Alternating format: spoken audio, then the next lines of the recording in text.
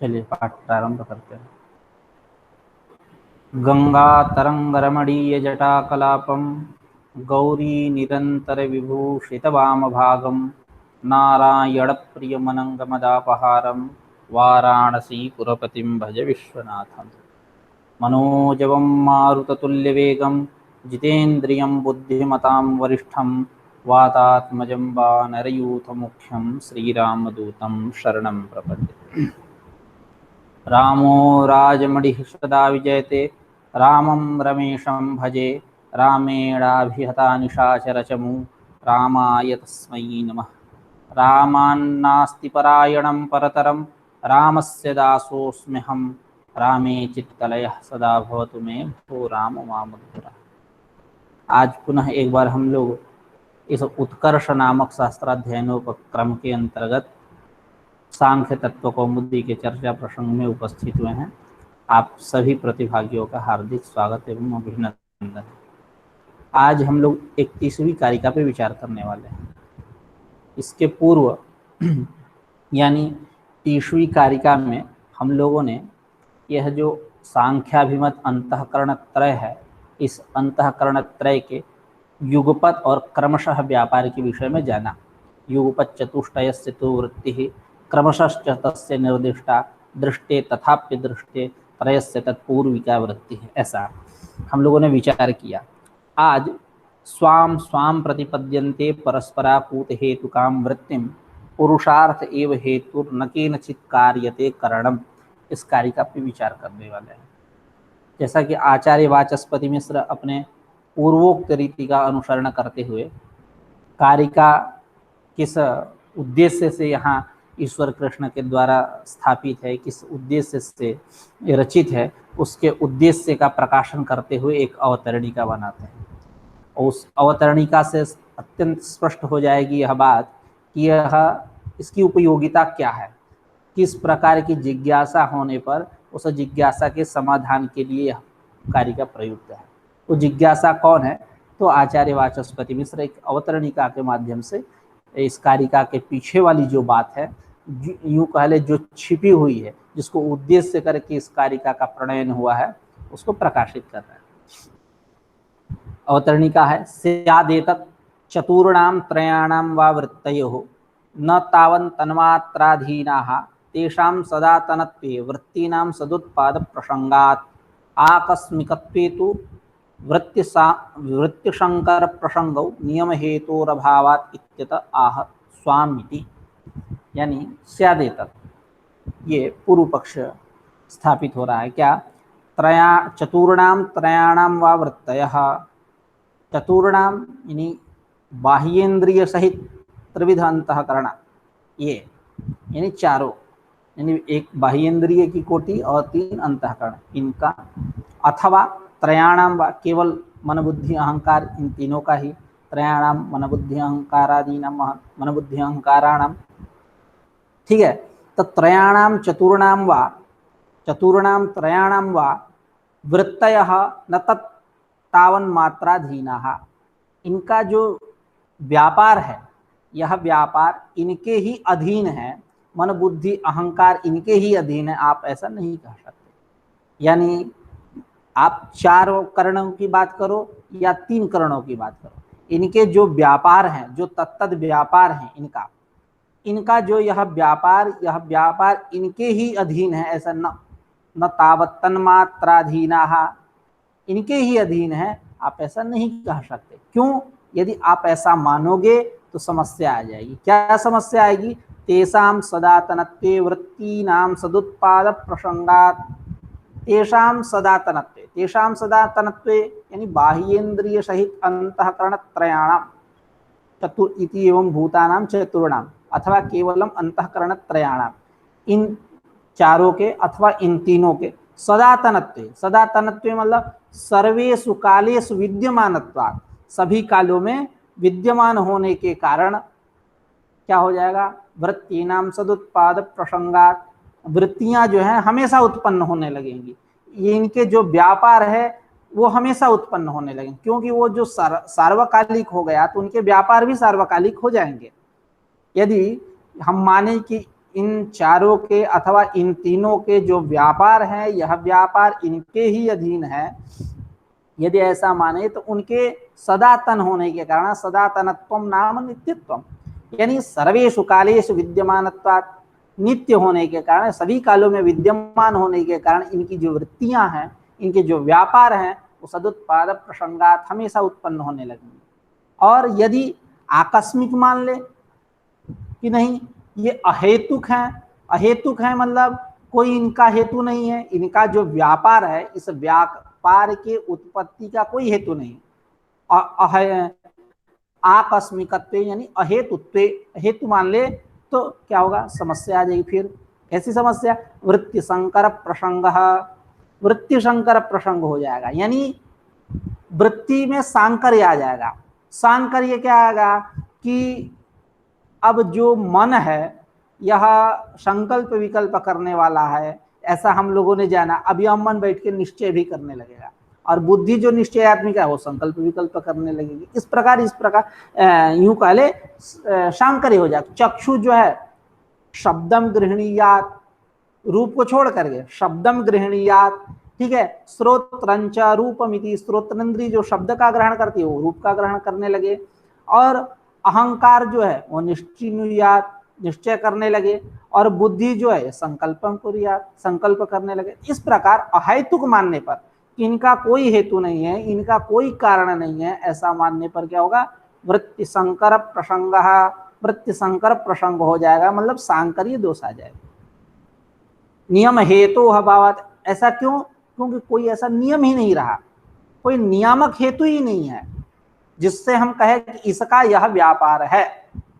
यदि हम आकस्मिक मान ले, मतलब आकस्मिक मतलब अहेतुक, अहेतुक मान ले, कोई हेतु नहीं है, कोई नियामक ही नहीं है, ऐसा यदि हम माने तो वृत्ति संकर प्रसंग हो जाएगा। क्यों वृत्ति संकर प्रसंग हुआ, क्यों अहेतुत्वात, यानी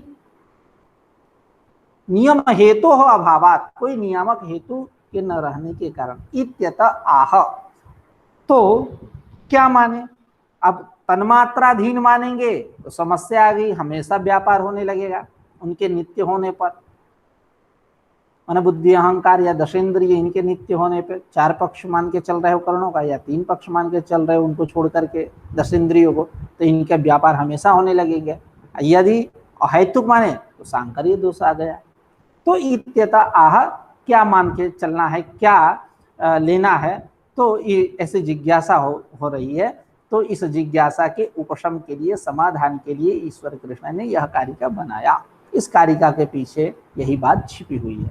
इत्यतः आह स्वामिति, स्वामी इस अंश से कह रहे हैं, इस जिज्ञासा का समाधान दे रहे हैं। कारिका है स्वाम स्वाम प्रतिपद्यन्ते परस्पराकूत हेतुकाम वृत्तिम पुरुषार्थ एव हेतुर्न केनचित् कार्यते करणम, न केनचित् कार्यते करणम, कोई दूसरा कारण नहीं है। इनके प्रवृत्ति के प्रति हेतुभूत कौन है, पुरुषार्थ ही है।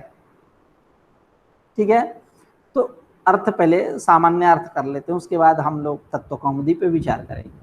स्वाम स्वाम प्रतिपद्यन्ते परस्पराकूत हेतुकाम वृत्तिम, परस्पराकूत, परस्पर आकूत नहीं कहते, आकूत, इदमत्राकूतम ऐसा बोलते हैं ना, व्यवहार होता है, शास्त्रीय व्यवहार है। तो परस्पराकूत मतलब स्व स्व कार्यों को उत्पन्न करने के लिए जो इनकी अभिमुखता है, स्व कार्योन्मुखता मतलब स्वभाव महिमना, जो ये प्रवृत्त हो रहा है जिधर, जैसे मन क्या करेगा, इसका स्वभाव क्या है, संकल्प विकल्प करना। तो अब ये नहीं कि मन बैठ के निश्चय करने लगेगा, उसका स्वभाव है संकल्प विकल्प करना, उसका धर्म विशेष है, स्वाभाविक धर्म है। तो परस्पराकूत है, देखिए स्वाम स्वाम को जोड़ेंगे हम वृत्तिम के साथ, स्वाम स्वाम वृत्तिम प्रतिपद्यन्ते, क्या, अब प्रतिपद्यन्ते जो क्रिया है इसका कर्ता कौन है, करणानीति शेषः, अध्याहार करेंगे, कर्णों की आगे चर्चा करने वाले हैं, तदा आहरण धारण प्रकाशकरम इत्यादि करके।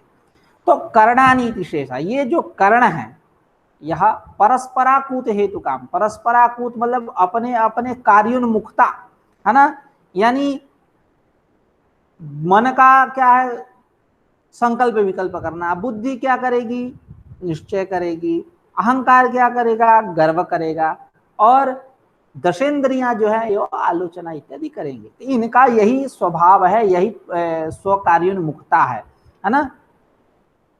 तो परस्पराकूत हेतु काम वृत्तिम, वृत्तिम के साथ जोड़िए, वृत्ति का विशेषण है परस्पराकूत हेतु काम वृत्तिम स्वाम स्वाम एतानि करणानि प्रतिपद्यन्ते। ये कर्ण जो है प्राप्त करते हैं अपने अपने व्यापार को, उस व्यापार के प्रति अपने अपने व्यापार को प्राप्त करते हैं, अपने अपने व्यापार को प्रवृत्त करते हैं, अपने अपने व्यापार को संपादित करते हैं। उसके प्रति हेतु क्या है, परस्पराकूत। परस्पराकूत मतलब अपने अपने कार्यों के प्रति संलग्नता, उन्मुखता, ठीक है, उसके कारण यह अपने अपने व्यापार को करते हैं। और पुरुषार्थ एव हेतु, परस्पराकूत हेतु काम वृत्ति, और पुरुषार्थ एव हेतु, और अपने अपने कार्यों के प्रति जो इनकी उन्मुखता है, संलग्नता है, उसके प्रति क्या हेतु है, तो कह रहे पुरुषार्थ एव हेतु।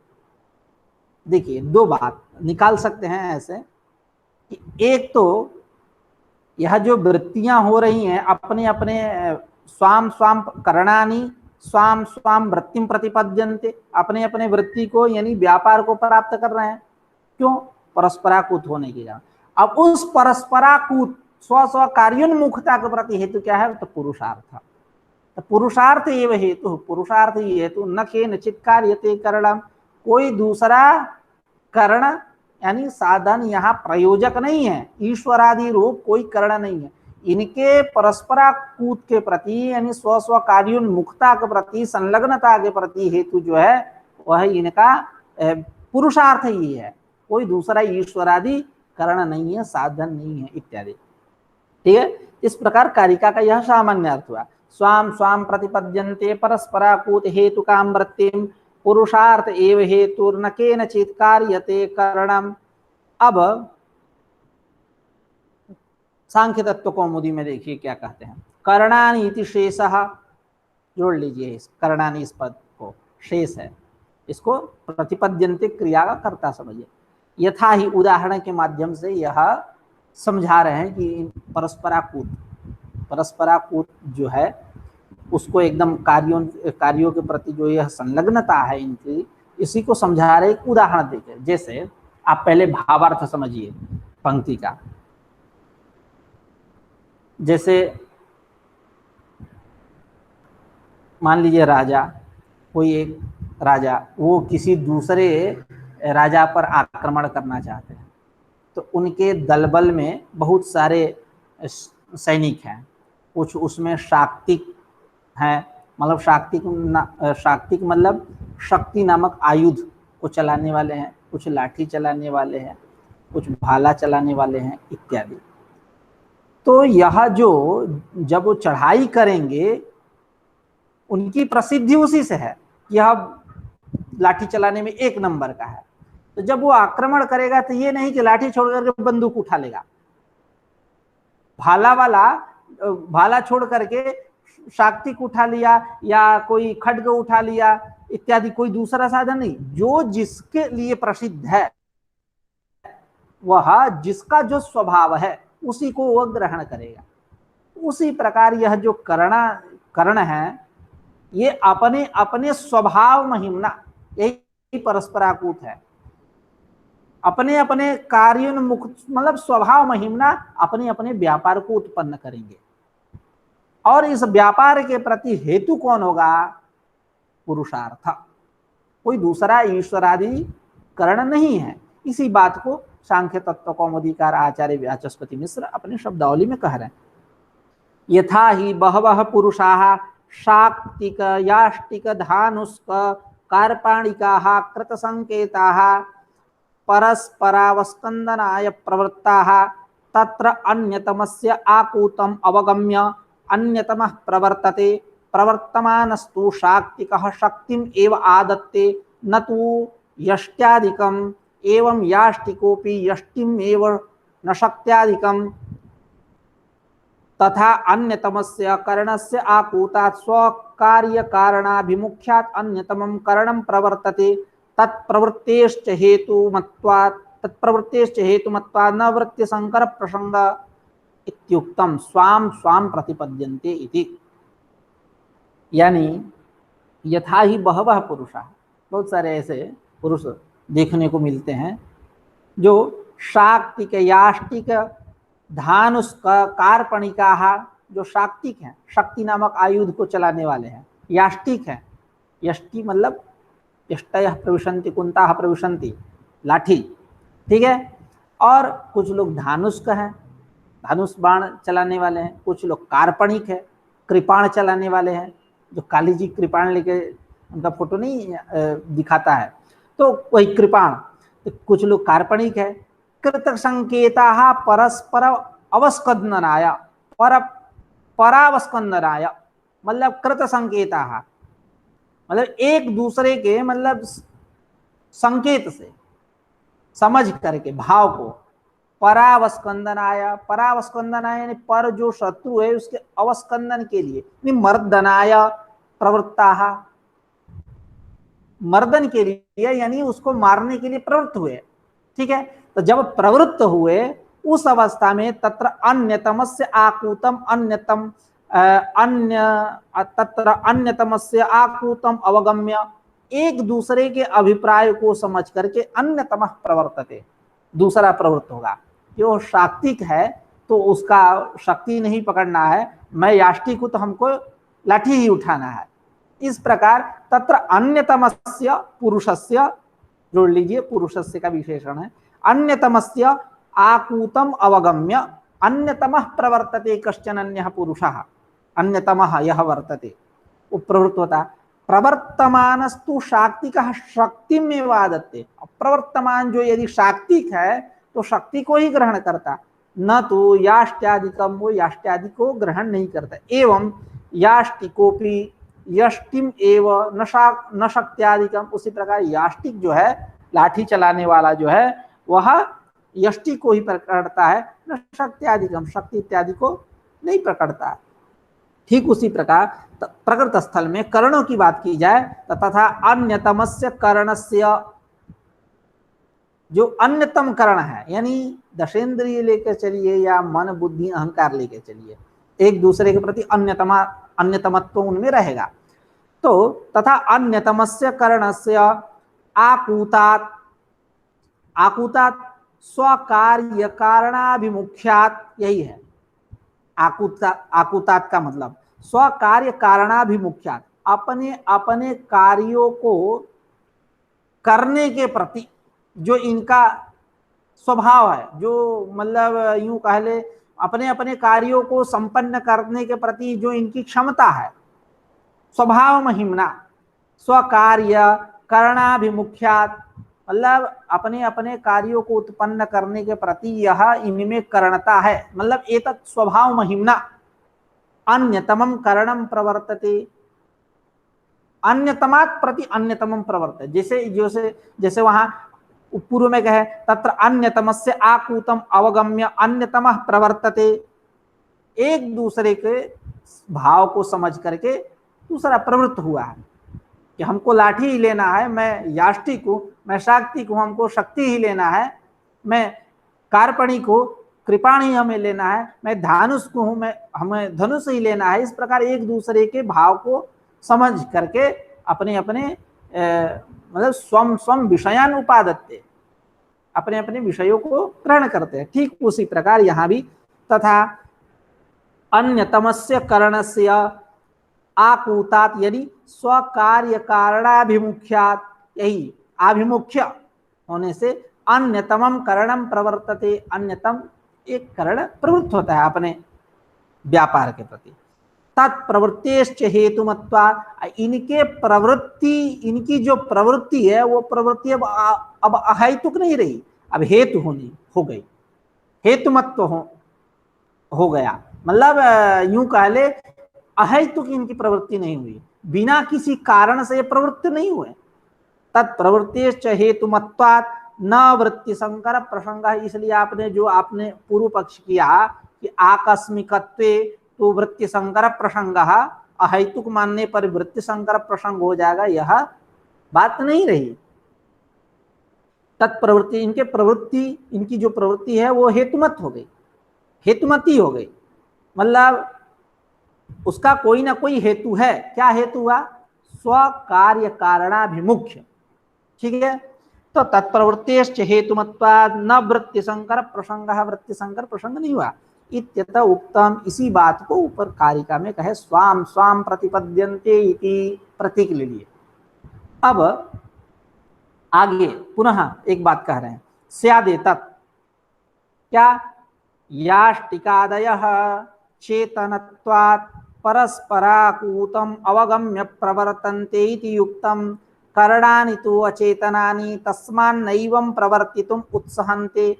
कह रहे हैं कि बात तो सही है, चलो ठीक है, जो तुमने कहा मान लिया, लेकिन एक बात बतलाओ, तुम सिद्धांती, पूर्व पक्षी कह रहा है, एक बात बतलाओ कि आपने तो कहा कि एक दूसरे के अभिप्राय को समझ करके प्रवृत्त होते हैं, तो जो याष्टिक इत्यादि हैं वो तो चेतन है, यष्टि को धारण करने वाला चेतन है, तो वो तो एक दूसरे के अभिप्राय को समझ जाएगा। लेकिन ये जो कर्ण अचेतन है, ये कैसे एक दूसरे के अभिप्राय को समझेंगे? इसलिए एक चेतन कोई मानो अधिष्ठाता करेंगे, नहीं, इनका अधिष्ठाता यहाँ चेतन वतन मानने की कोई आवश्यकता नहीं। इसको नियंत्रित करने वाला, आपको ये समस्या आ रही है, उस समस्या से बस केवल निजात पाना है आपको, तो जरूरी नहीं है कि हम चेतन को ला करके बैठा दे तभी आपके समस्या का निजात होगा। हम पुरुषार्थ को ला करके उसके जगह पे बैठाएंगे, ये सारा काम कर लेगा। ठीक है, तो जैसे खेतों में क्या है, जैसे कुछ बोया रहता है, धान गेहूं इत्यादि, जानवर नुकसान करते हैं, तो जरूरी नहीं है कि वहां खेत का मालिक वहां बैठा रहे लाठी लेके, वो तमाम प्रकल्प विकल्प करता है, अपने बुद्धि बल से उपाय ढूंढता रहता है। खेतों में ऐसा करके हाथ फैला करके डंडा एक रखते हैं, उसमें टी पॉइंट बना देते हैं, ऊपर से एक मटका रख लेते हैं, उसको रंग वंग देते हैं, कुर्ता पहना देते हैं, जिससे जानवर जो हैं उसको देखकर भाग जाते हैं। उनको ये ऐसा ज्ञान होता है कि पुरुष ही है, जिसको दूसरे शब्दों में कोयरी के देवता कहते हैं। कोयरी का देवता मतलब एकदम चुपचाप, मतलब एकदम नटस मस कुछ नहीं, लेकिन प्रतीति कराता रहेगा अहम पुरुषः। ठीक है, तो उनके मतलब उनको ऐसा बोध होता रहेगा जिसको देख करके उनकी निवृत्ति हो जाए, खेतों में ना आए। तो उसी पैटर्न पे यहाँ आपको चेतन उत्तन मानने की कोई आवश्यकता नहीं, अधिष्ठाता नियंता इनका आप पुरुषार्थ उसके जगह पे लाकर बैठा देंगे, ये सारी समस्याएं जो आपकी हो रही थी समाधान हो जाएगा। उसी को कह रहे हैं स्यादेतत् याष्टिकादयः चेतनत्वात्, याष्टिकादि जो है ये कैसे हैं? चेतन होने के कारण। परस्पराकूतम अवगम्य, एक दूसरे के अभिप्राय को समझ करके प्रवृत्त होते इति युक्तम समीचीनम, ठीक है। लेकिन करणानि तु अचेतनानि, कर्ण जो है ये तो अचेतन है, तस्मान् नैवं प्रवर्तितुम उत्सहन्ते, इसलिए प्रवृत्त नहीं हो सकते, प्रवृत्ति के मतलब होने के लिए उत्साहित नहीं। देखिए उत्सहन्ते क्रिया कितनी सार्थक क्रिया है, उत्साह यह भी चेतननिष्ठ है, यह भी उत्साह चेतन निष्ठ है। तस्मान् नैवं प्रवर्तितुम उत्सहन्ते, ये उत्साहित नहीं हो क्योंकि वो चेतन है, चेतन नहीं है, अचेतन है। ठीक है, तो करणानि तु अचेतनानि, कर्ण जो है यह चेतन है, तस्मान् नैवं प्रवर्तितुम उत्सहन्ते, ये प्रवृत्त नहीं हो सकते। तेन येषाम् अधिष्ठात्रा करणानां स्वरूप सामर्थ्योपयोगाभिज्ञेन भवितव्यम इत्यतः आह पुरुषार्थ एव हेतुर्न केनचित् कार्यते करणम। करेंगे तेन येषाम् अधिष्ठात्रा, इसलिए आप क्या मानो, येषाम् करणानाम अधिष्ठात्रा, ऐसा कोई अधिष्ठाता मानो जो इन कर्णों के स्वरूप को, सामर्थ्य को और उपभोग को समझने वाला हो, अभिज्ञ हो, जानने वाला हो, ऐसा मानो। यानी चेतन कहना इनको यही है कि चेतन मानो। ठीक है, स्वरूप को, सामर्थ्य को, उपभोग को जानने वाला कौन होगा? चेतन तो होगा नहीं। चेतन यानी इनडायरेक्ट यह कह रहे हैं कि आप चेतन मानो। आगे चल के जो समाधान देंगे वो समाधान में कहेंगे ये बात कि चेतन कर्ता की आवश्यकता नहीं है, अधिष्ठाता की आवश्यकता नहीं है। यहाँ चेतन नहीं कहे, लेकिन लाएंगे अर्थ, निकालेंगे कि तेन एषाम एषाम करणानाम चतुर्णाम त्रयाणाम वा करणानाम अधिष्ठात्रा, देखिए तृतीय एक वचन, अधिष्ठात्रा किसके साथ जोड़ेंगे, तो स्वरूप सामर्थ्योपयोग अभिज्ञेन, ठीक है, उसके साथ जोड़ेंगे। तो तेना, इसलिए एशाम, एशाम को किसके साथ जोड़ेंगे, करणानाम, उसके साथ समानाधिकरण करिए, अर्थ एकदम अत्यंत स्पष्ट हो जाएगा। तेना एशाम करणानाम अधिष्ठात्रा, कैसा अधिष्ठाता, तो करणानाम स्वरूप सामर्थ्य उपयोगी, उपयोग अभिज्ञेन, इनके स्वरूप को, सामर्थ्य को, उपयोग को जानने वाला, उसको भवितव्यम होना चाहिए, जिसके कारण इनकी प्रवृत्ति हो, ठीक है, कंट्रोलिंग पावर हो उसके अंदर, ठीक है, वो एकदम नचाता रहे, कोई अधिष्ठाता ऐसा होना चाहिए, निर्देश देता रहे, ठीक है। तो जब आपने, पूर्व पक्षी कह रहा है कि मान लीजिए याष्टिक इत्यादि हैं, ये वो एक दूसरे के भाव को तो समझ गए तो प्रवृत्त होंगे, वहां प्रवर्तनते क्रिया सार्थक समझ में आ रही है, लेकिन यहाँ कारण जो है यह तो अचेतन है, तो अचेतन होने के कारण तस्मान नैवम प्रवर्तितुम उत्साहन्ते, ये प्रवृत्त नहीं हो सकते अपने अपने व्यापारों के लिए, इसलिए इन एसाम करणानाम, इन करणों का कोई एक अधिष्ठाता मानो, जो इनके स्वरूप सामर्थ्य उपयोग को जानने वाला हो, भवितव्यम होना चाहिए, इत्यत आह। तब सुनो, इसका समाधान सुनो, सिद्धांति दे रहा, पुरुषार्थ एव हेतुर्न केनचित् कार्यते करणम, पुरुषार्थ ही हेतु है, कोई दूसरा कारण नहीं है, कोई ईश्वरादि रूप यहाँ साधन प्रयोजक नहीं है इनके प्रवृत्ति के प्रति, पुरुषार्थ ही हेतु है।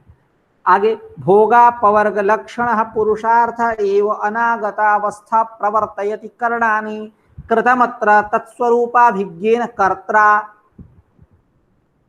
यानी भोगापवर्ग लक्षण पुरुषार्थ एव अनागतावस्था प्रवर्तयति करणानि, ये प्रथमांत, यानी भोग अपवर्ग स्वरूप, लक्षण मतलब स्वरूपम, लक्षणम नाम स्वरूपम, भोग ये बता रहे हैं कि एतादृश है यह पुरुषार्थ, पुरुषार्थ का स्वरूप है, विशेषण है कि भोगापवर्ग लक्षण स्वरूपम पुरुषार्थ, यह पुरुषार्थ अनागतावस्था, अनागतावस्था यानी पुरुषार्थ, ये बाद में आप व्यापार प्रयोज्य है, व्यापार तंत्र है, आप व्यापार इत्यादि करोगे तब जाकर के पुरुषार्थ की उपपत्ति होगी, उत्पत्ति होगी, पहले से ये नहीं कि पुरुषार्थ बैठा है ना। अनागतावस्था, अनागतत्व उसमें कब जाएगा, इसका मतलब इस अंश से क्या निकला, इसमें व्यापार प्रयोजकता है, मतलब व्यापार प्रयोज्यता है उसमें, व्यापार प्रयोज्य है, वो व्यापार इत्यादि करेंगे, क्रियाकलाप अनुष्ठान आदि करेंगे तब जाकर के वह पुरुषार्थ उत्पन्न होगा, तो वो अनागतावस्था, ये नहीं कि पहले से वो विद्यमान है। तो भोगापवर्ग लक्षण पुरुषार्थ एवं अनागतावस्था पुरुषार्थ एवं करणानि प्रवर्तयति, यह पुरुषार्थ ही करणों को प्रवृत्त करता है अपने अपने व्यापार के में। कृतमत्र तत्स्वरूपाभिज्ञेन कर्त्रा, इसलिए कृतम व्यर्थम, तत्स्वरूपाभिज्ञेन कर्ता, इनके स्वरूप सामर्थ्य उपयोग को जानने वाला अभिज्ञ जो कर्ता चेतन, इसकी कोई आवश्यकता नहीं, कृतम व्यर्थम, यह पुरुषार्थ ही इनको अपने अपने व्यापारों में प्रवृत्त कराया। एतच्च वत्स विवृद्धि निमित्तम इत्यत्र उपपादयिष्यते, यह बात वत्स विवृद्धि निमित्तम इत्यादि करके जो कारिका है 97वीं कारिका, उस कारिका में इत्यत्र उपपादयिष्यते, यह बात उपपादित करेंगे, जो 97वीं कारिका है, इस कारिका में वत्स विवृद्धि निमित्तम यथा क्षीरस्य प्रवृत्तिरज्ञस्य पुरुष इत्यादि करके कारिका, पुरुषार्थ कारिका है, तो उस कारिका में देख लीजिएगा उस कारिका का क्या स्वरूप है, पूरा आज चर्चा करेंगे हम लोग, ठीक है। 57 कारिका, तो यह बात जो है पुरुषा वत्स विवृद्धि निमित्तम यहाँ इत्यत्र उपपादयिष्यते, यह बात और स्पष्ट करेंगे। इस प्रकार 31वीं कारिका हो गई, आज 32वीं कारिका के ऊपर भी विचार करते हैं। न केनचित् कार्यते करणमित्युक्तं तत्र करणं विभज्यते, करणं त्रयोदश विधम इति कह रहे हैं कि न केनचित् कार्यते करणम, आपने कहा कि ये जो करण है अपने अपने व्यापार के प्रति उन्मुख हो रहे हैं। उस उन्मुखता संलग्नता के प्रति क्या है, पुरुषार्थ ही हेतु है। आपने कहा कोई ईश्वर आदि जो है वो दूसरा हेतु नहीं है। तनकेनचित् कार्यते करणम इत्युक्तम पूर्वस्याम कारिकायाम, पूर्व कारिका में यह बात कही गई। तत्र कर्ण की बात आई, कर्ण तत्र कर्णम विभजते, कर्ण को विभाजित कर रहे हैं, कर्ण को मतलब बता रहे हैं कि कर्ण इतने प्रकार के होते हैं, कर्ण का स्वरूप ये है, कर्णों की संख्या ये है इत्यादि। एक एक मतलब यूं कह लेंगे नट बल्टू खोल के अलग अलग करके पार्ट जो है समझा रहे हैं, यूं कहे तो कर्णम त्रयोदश विधम इत्यादि करके आप त्रयोदश विध कह दिए 13 हैं, फिर उनके कार्य इत्यादि को बताएंगे, उसके भेद को बतलाएंगे इत्यादि करके। ठीक है, न केनचित् कार्यते कर्णम इत्युक्तम, तत्र कर्णम विभजते, कर्ण का विभाजन कर रहे हैं। कर्ण किससे, कर्णम त्रयोदश विधम इति, इस कारिका के द्वारा। कारिका है कर्णम त्रयोदश विधम तदाहरण धारण प्रकाशकरम कार्यम च तस्य दशधा आहार्यम धार्यम प्रकाश्यं च, यानी कर्णम त्रयोदश विधम, यह कर्ण जो है, पहली बात एक संख्या के ऊपर यदि आपको जिज्ञासा है तो उस जिज्ञासा का निराश कर दिए, यूं कह ले ये 13 होते हैं। ठीक है, कि कर्णम त्रयोदश विधम माने 13 प्रकार। कौन, तो एकादश इंद्रियां, बुद्धि और अहंकार, यानी 10 इंद्रियां, एक मन, बुद्धि, अहंकार, ये 13। कर्णम त्रयोदश विधम तदाहरण धारण प्रकाशकरम, और ये कैसे है, आहरण धारण और प्रकाश करने वाले। आहरण मतलब आदान, पादत्ते आदत्ते अभी कहेंगे नीचे। ठीक है, आहरण धारण, धारण करना, और प्रकाश यानी प्रकाश करना। ये तत्कर्णम एतादृशम, ये कर्ण कैसे हैं, आहरण करने वाले हैं, धारण करने वाले और प्रकाश करने वाले। कार्यम च तस्य दशधा, तस्य कार्यम, और इनके तस्य मतलब त्रयोदश विधस्य अंतःकरणस्य कार्यम, त्रयोदश विध जो अंतःकरण है, इन अंतःकरणों का कार्य क्या है, आहार्य धार्य और प्रकाश। आहार्य का, आहरण का कार्य क्या है, आहार्य, यथासंख्य करते रहिए। धारण का कार्य क्या है, धार्य। प्रकाश का कार्य क्या है, प्रकाश्य। ठीक है, तो इस प्रकार तस्य त्रयोदश विधस्य अंतःकरणस्य, या यूं कह ले आहरणस्य धारणस्य प्रकाशस्य वा, इनके जो कार्य हैं आहार्य धार्य और प्रकाश से, यह 10 प्रकार के होते हैं। ऐसा ये नहीं कि केवल 10। ठीक है, इस प्रकार कारिका का यह सामान्य अर्थ हुआ कि कर्ण जो है वो 13 है, वह कर्ण आहरण धारण और प्रकाश करने वाला है। और इस आहरण धारण प्रकाश, यह जो तत्स्वरूप कर्ण है, इनके कार्य हैं क्रमशः आहार्य धार्य और प्रकाश से, जिनकी संख्याएं जो हैं यूं कह ले भेद 10 है। ठीक है, कार्यम च तस्य दशधा आहार्यम धार्यम प्रकाश्यम च। अब आचार्य वाचस्पति मिश्र के शब्दावली में समझते हैं। इंद्रियाणि एकादश बुद्धिरहंकारश्चेति त्रयोदश प्रकारम करणम, यह त्रयोदश कर्ण है, यानी इंद्रियाणि एकादश, एकादश इंद्रियां, और बुद्धिरहंकारश्चेति, बुद्धि और अहंकार, इति त्रयोदश प्रकारम करणम, त्रयोदश प्रकार 13 यह कर्ण है। यानी कर्ण मतलब क्या, तो कह रहे कारक विशेषः करणम, कारक विशेष जो साधक तमम करणम। ठीक है, कर्तृकर्णयोस् तृतीया रामेण बाणेन हतो बाली, वही कर्ता ने कर्म को कर्ण से, संप्रदान ने अपादान को इत्यादि, संप्रदान अपादान संबंध, संबंध षष्ठी को कारक नहीं मानते हैं, अधिकरण इत्यादि। ठीक है, तो करणम यानी कारक विशेष, कारक विशेष कर्ण। न च व्यापारावेशम विना कारकत्वम इति व्यापारावेशम आह तदाहरण धारण प्रकाशकरम इति। ये आदित्य कहाँ चला गया,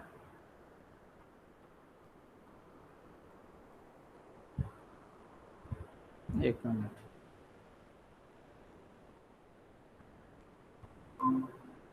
कहाँ चले जाते हो जी? फोन आ गया था चलो भैया, किसी के कट गया। चलो। न च व्यापारावेशं विना कारकत्वमिति व्यापारावेशं माह तदाहरण धारण प्रकाशकरम इति यथा यथम। यानी कह रहे हैं ये व्यापारावेशम बिना, यानी व्यापारावेश मतलब क्रियाशीलताम बिना, क्रियाशीलता क्रियाम बिना कहिए, क्रिया के बिना न कारकत्वम, कारकत्व उपपन्न नहीं हो, क्योंकि क्रियान्वयित्वम कारकत्वम है। कुछ आचार्यों के यहाँ क्रियाजनकत्वम कारकत्वम, कुछ के यहाँ क्रियान्वयित्वम कारकत्वम, नागेश और भट्टोजी दीक्षित ऐसा करके भेद है। खैर इस विषय पे हम लोग अभी चर्चा नहीं करेंगे, दूसरे प्रसंग में करेंगे। यहाँ बात जो है उसकी करते हैं। न च व्यापारावेशम बिना कारकत्वमिति व्यापारावेशम, कह रहे हैं कि क्रिया के बिना कारकत्व की उपपत्ति नहीं हो पाएगी, इसलिए व्यापारावेशम माह, इनके व्यापारावेश को, क्रिया को कह रहे हैं क्या? तदाहरण धारण प्रकाशकरम इति कारिका में ऊपर है ना, करणम त्रयोदश विधम तदाहरण धारण प्रकाशकरम यथा यथम क्रमशः। अब बता रहे हैं कि कौन आहरण करने वाला है, कौन धारण करने वाला है, कौन प्रकाश करने वाला है। तत्र कर्मेन्द्रियाणि वागादीनि आहरन्ति, कर्मेंद्रियां जो हैं वाक पाणिपाद पायुपस्थ, ये क्या करते हैं? कर्मेंद्रियां क्या करती हैं? आहरन्ति, यानी विषयान आहरन्ति, विषयों का आहरण करती हैं। ठीक है। यथा स्वम उपादन उपाददते आ गई, मतलब आदान यूं कह ले, ग्रहण करना, यथा स्वम अपने अपने अनुरूप विषयों का ग्रहण करना। सबका विषय आप जानते ही, ये पूर्व में हम लोगों ने चर्चा भी किया था, सबका क्या क्या विषय है। यथा स्वम उपाददते, यानी यथा स्वम उपाददते, इसको और स्पष्ट कर रहे हैं, यानी स्वव्यापारेण व्याप्नुवन्ति थी, अपने व्यापार के द्वारा व्याप्त करते हैं, यानी विषयान व्याप्नुवन्ति, अपने अपने विषय को क्या करते हैं? व्याप्त करते हैं। तत्र कर्मेन्द्रियाणि यानी वागादीनि आहरन्ति, आहरन्ति मतलब विषयान आहरन्ति, और स्पष्ट कर रहे हैं यथा स्वम उपाददते, अपने अपने अनुरूप स्वभाव महिम्ना अपने अपने विषयों को ग्रहण करते हैं, यानी स्वव्यापारेण व्याप्नुवन्ति यावत, अपने अपने व्यापार से अपने अपने विषयों को व्याप्त करते हैं। यानी ठीक है। उसके बाद बुद्धि अहंकार मनांसितु स्ववृत्त्या प्राणादि लक्षणया धारयन्ति, क्या धारयन्ति? तो देहम इति शेषः, देहम ऐसा पद जोड़ लीजिए यहाँ। तो बुद्धि अहंकार मनांसी, बुद्धि अहंकार और मन, वो तो दशेंद्रियों की 5 कर्मेंद्रियों की चर्चा हुई, अब और ज्ञानेन्द्रियों की चर्चा भी करेंगे नीचे। तो बुद्धि और अंतःकरण की बात कर रहे हैं। बुद्धि अहंकार मनांसितु स्ववृत्तिया, स्ववृत्तिया मतलब स्व व्यापार है ना, इनका व्यापार क्या है? सामान्य व्यापार क्या है? पूर्व में गए वायवः पंच, सामान्य करण वृत्ति वायवः पंच, ऐसा कहे थे। स्वाम स्वाम स्वालक्षण्यम वृत्तिस्त्रयस्य शैषा भवत्य सामान्य, सामान्य करण वृत्ति प्राणाद्याह वायवः पंच, ऐसी चर्चा हम लोगों ने पूर्व में किया। तो इनका यह सामान्य व्यापार है। तो इस व्यापार के द्वारा क्या करते हैं? धारयंती, यानी देहम धारयंती, देह को धारण करते हैं। ठीक है। तो बुद्धि अहंकार मनांसितु स्ववृत्त्या, यानी स्ववृत्त्या मतलब प्राणादि लक्षणया, प्राणादि सामान्य व्यापारेण इत्यर्थ, ऐसा अर्थ कर लीजिए। धारयंती यानी देहम जोड़ लीजिए, देहम धारयंती, देह को धारण करते हैं। बुद्धिन्द्रियाणि प्रकाशयंती, ठीक है, यानी और बुद्धिन्द्रियां जो हैं वो क्या करेंगे? तो इस प्रकार कर्मेंद्रियां क्या की? आहरण, और मन बुद्धि बुद्धि अहंकार और मन, ये क्या किया? इनके द्वारा ये अपने अपने व्यापार के अनुसार विषय देह को धारण किए, यानी धारण। और ज्ञानेन्द्रियां जो हैं ये क्या करेंगी? जिसको हम बुद्धिन्द्रियां बोलते हैं, श्रोत त्वक चक्षु जिह्वा घ्राण आख्यान, ये बुद्धिन्द्रियाणि प्रकाशयन्ति, ये प्रकाशित करते हैं। विषयान प्रकाशयन्ति, अपने अपने विषयों को प्रकाशित करते हैं। अब आगे आचार्य वाचस्पति मिश्र कह रहे हैं कि आहरण धार, क्योंकि आगे भी इनको बात कहनी है, कार्यम च तस्य दशधा आहार्यम धार्यम प्रकाश्यम च, इनको आहार्य धार्य प्रकाश्य पे विचार करना है। तो कह रहे हैं आहरण धारणादि क्रियाणाम सकर्मकतया किम कर्म कतिविधम च इत्यतः आह कार्यम च तस्येति। कह कि आहरण धारणादि क्रियाणाम सकर्मकतया, आहरण धारण आदि से ले लीजिए प्रकाश, ये जो क्रियाएं हैं ये क्रियाएं कैसी हैं? सकर्मकतया, सकर्मक होने के कारण। सकर्मक मतलब कर्मयुक्ततया, सकर्मकतया यानी कर्मयुक्ततया, कर्मयुक्त होने के कारण। वो कर्म क्या है तो आप व्याकरण पढ़िए, वहां तमाम परिभाषाएं कर्म के विषय में दी गई हैं। फल व्यधिकरण व्यापार वाचकत्वम सकर्मकत्वम, ऐसा सकर्मक की परिभाषा कर्म के विषय में कहते हैं। प्रकृत धातु पात प्रधानीभूत व्यापार प्रयुज्य प्रकृत धात्वर्थ फलाश्रयत्वेन उद्देश्यत्वम, फिर वहाँ योग्यता तक धावन करते हैं। नहीं तो काशीम गच्छति चैत्रे चैत्रः काशीम गच्छति न तो प्रयाग, वहाँ समस्या आ जाएगी। ठीक है, योग्यता तक धावन करते हैं। उसके बाद अन्य भी दार्शनिक कर्म का लक्षण करते हैं, जैसे वेदांती इत्यादि परसमवेत क्रिया फलशाली ही कर्म। खैर इस लक्षण का नागेश ने खंडन किया है। खैर ये अलग अलग विचार है।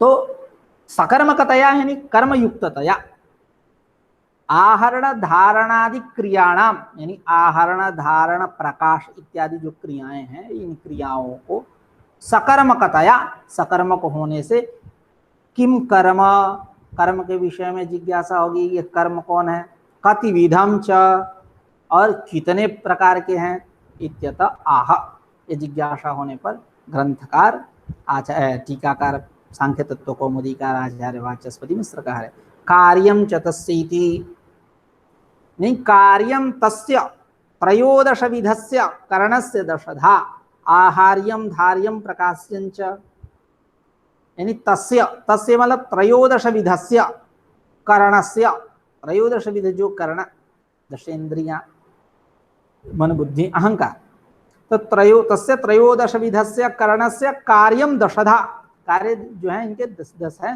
कौन? आहार्यम धार्यम और प्रकाश्यम, यही इनके कार्य है। आहार्य, अब एक एक का व्याख्या कर रहे हैं। आहार्य मतलब आहार्यम यानी व्याप्यम, व्याप्त करना, व्याप्त होना। ये जो वागादि इंद्रियां हैं अपने अपने विषयों को क्या करती है? व्याप्त करती है।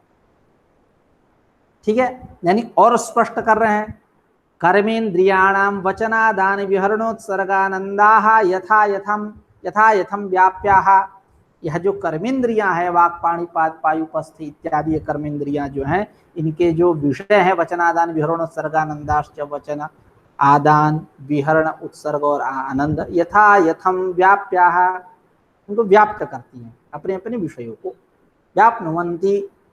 ठीक है, व्याप्त करती है, यानी क्रमशः आप कर लीजिए कि वागित, जैसे वाक जो है वचन को व्याप्त की, पाणी आदान को, वाक पाणी पाद जो है विहरण को, वाक पाणी पाद पायु उत्सर्ग को, उपस्थ आनंद को। तो यथा यथम व्याप्याः कर्मेन्द्रियाणां वचनादान विहरणोत्सर्गानंदाः यथा यथम विषयाः यथा यथम व्याप्याः, यानी एतैः व्याप्याः। ठीक है, इनके द्वारा व्याप्त होते हैं ये विषय। ते च यथा यथम दिव्या दिव्यतया दश इति आहार्यम दशधा, ते च यानी यह जो इनके विषय हैं, कौन? वचनादान विहरणोत्सर्गानंदाश्च इति ये जो हैं यथा यथम, यथा मतलब यूं कह ले, यथा संख्य मनुदेशा समाना, दिव्या दिव्यतया दशधा, दिव्य और अदिव्य के भेद से यह 10 प्रकार के होते हैं। यानी 5 ये हैं दिव्य, 5 अदिव्य, इस प्रकार 10 प्रकार के ये आहार्य हुए। ठीक है, दिव्या दिव्य, आगे भी धारी में भी वहां दिव्या दिव्य हो जाएंगे, उसके बाद प्रकाश्य में भी दिव्या दिव्य हो जाएंगे। तो 5 हैं सब, इनके जो विषय हैं यही कार्य, और इनमें दिव्या दिव्य जोड़ देंगे 10 हो जाएंगे। ठीक है, तो तेच मतलब वचनादान विहरणोत्सर्गानंदाः यथा यथम दिव्या दिव्यतया दश, 10 प्रकार के, इति आहार्यम दशधा, इस प्रकार आहार्य क्या हुआ 10 प्रकार का हुआ। एवं धार्यम अपि, इस प्रकार धार्य भी 10 प्रकार का होता है। अंतःकरणत्रयस्य प्राणादि लक्षणया वृत्त्या शरीरम तच्च पार्थिवादि पंचभौतिकम। अब धार्य को समझा रहे, धार्य मतलब धर्तुम योग्यम, धार्यम ध्रिय धारणे, रिहलोर्ण्यत कार्यम जैसे बनता है उसी प्रकार धार्यम बनेगा। तो धार्यम एवं धार्यम अपि, धार्य भी 10 प्रकार के, यथा आहार्यम दशधा तथा धार्यम अपि दशधा। तो उसी धार्य को बतला रहे। अंतःकरण त्रयस्य प्राणादि लक्षणया वृत्त्या, अंतःकरण जो त्रय है, त्रय त्रिविध जो अंतःकरण है, मन बुद्धि अहंकार, यह प्राणादि लक्षणया वृत्त्या, प्राणादि लक्षणया वृत्त्या स्वसामान्य व्यापारेण इत्यर्थः, अपने सामान्य व्यापार से। शरीरम क्या धार्यम मतलब धरंती अंतःकरणानि, ऐसा अर्थ कर लिए। ये क्या करते हैं, प्राणादि व्यापार के द्वारा शरीर को धारण करते हैं। तो अंतःकरण त्रयस्य प्राणादि लक्षणया वृत्त्या शरीरम, यानी शरीर को यह धारण करते हैं, मतलब शरीरम धार्यम, धार्य कौन हुआ शरीर, यानी करणानि शरीरम देहम धरंती इत्यर्थः। ठीक है, मतलब यूं कह ले, यहां धरंती नहीं कहें, धारयंती कहिए।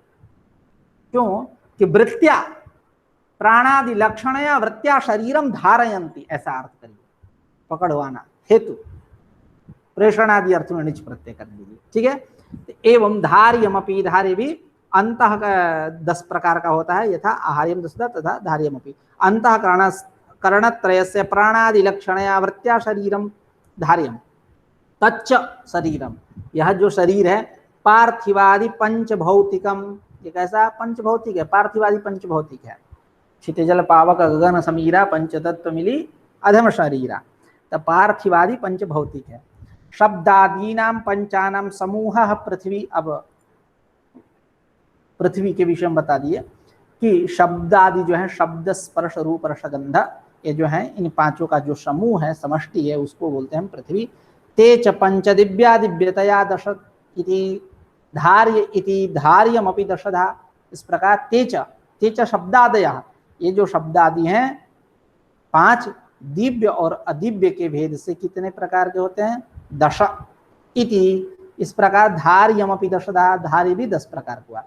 एवं बुद्धिन्द्रियाणां शब्द स्पर्श रूप रसगंधाः यथा यथम व्याप्याः ते च यथा यथम दिव्यादिव्यतया दश इति प्राकाश इति प्रकाश्यमपि दशधा इति, यानी कह रहे हैं एवं बुद्धिन्द्रियाणां, जो बुद्धिन्द्रिय हैं, कर्मेंद्रियां हैं, ज्ञानेन्द्रियां हैं, श्रोत त्वक चक्षु जिह्वा घ्राणाख्यानि, यह बुद्धिन्द्रियां जो हैं, यह शब्द स्पर्श रूप रसगंधा मतलब विषया यथा यथम व्याप्याः, व्याप्त करते हैं।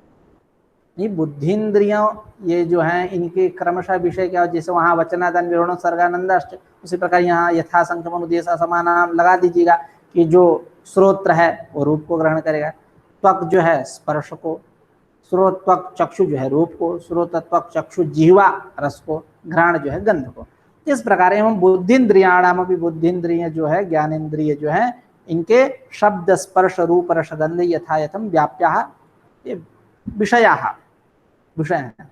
ते च यथा यथम दिव्यादिव्यतया, और यह ते मतलब शब्द स्पर्श रूप रसगंधाः, इमे विषयाः, ये विषय जो है यथा यथम दिव्यादिव्यतया, दिव्य और अदिव्य के भेद से 10 प्रकार के हैं। इति प्राकाश इति प्रकाश्यमपि दशधा इति, इस प्रकार प्रकाश्य भी 10 प्रकार का हुआ। ठीक है, तो एक बार पंक्ति पढ़ देते हैं। एवं धार्यमपि अंतःकरणत्रयस्य प्राणादि लक्षणया वृत्त्या शरीरं तच्च पार्थिवादि पांचभौतिकं शब्दादीनां पंचानां समूहः पृथ्वी तेज पंच दिव्यादिव्यतया दशेति धार्यमपि दशधा। एवं बुद्धिन्द्रियाणि शब्द स्पर्श रूप रसगंधाः यथा यथम व्याप्याः ते च यथा यथम दिव्यादिव्यतया दशयेति प्रकाश्यमपि दशधेति। तो इस प्रकार प्रकाश भी 10 प्रकार का हुआ। जो बुद्धिंद्रियां हैं, कर्मेंद्रियां हैं, इन बुद्धिंद्रियों के, कर्मेंद्रियों के जो शब्द स्पर्श रूप रसगंध विषय जो है, विषय ये व्याप्या, मतलब ये इन विषयों को व्याप्त करती हैं। तेज ये जो शब्द स्पर्श रूप रसगंध जो है यथायथम दिव्य और दिव्य के भेद से 10, इस प्रकार प्रकाश भी 10 प्रकार का हुआ। अब इस प्रकार यह कारिका समाप्त हो गई 32वीं। अब 33वीं कारिका पे विचार करेंगे। कारिका है अंतःकरणम त्रिविधम दशधा बाह्यम त्रयस् विषयाख्यम सांप्रतकालम बाह्यम त्रिकालमाभ्यंतरम करणम इत्यादि। त्रयोदश विध करणे अमांतर विभागम करोति अंतःकरणमिति। अब इसकी चर्चा हम लोग कल करेंगे। कल पुनः एक नई ऊर्जा से मिलेंगे। आज की चर्चा यहीं समाप्त होती है। कुछ पूछना है, पूछिए।